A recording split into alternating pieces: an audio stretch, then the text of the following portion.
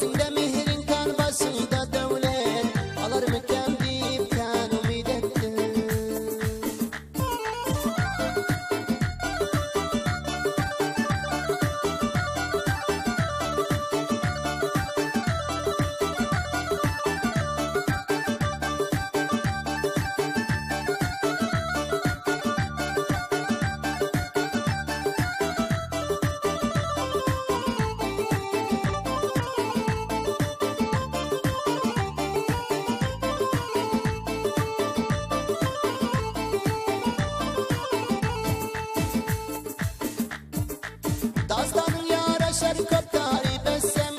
kalmen uhlaman yar çota gitsem, ya halıp senin koynunda yatsam, arzu umidimken kap heves ettim,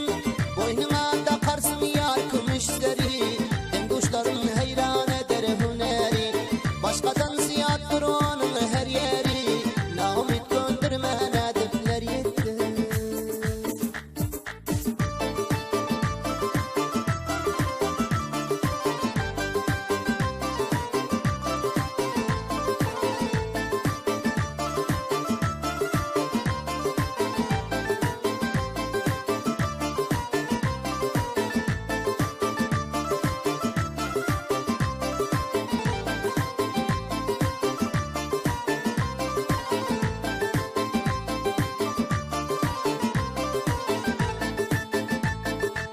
Gerdeğin bir karışı filin bir kızım,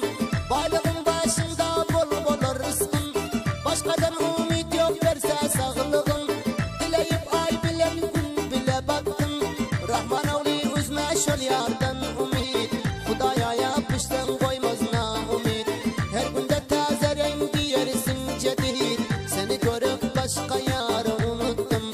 kulağına inmez mi kötü tarif ettim, ala göz yer tarif eylesem seni, dastanım tükenmez vasfını bittim, munça köp çaptırıp çavratma beni, yarışkın başımda her yana çaptım, yarışkın başımda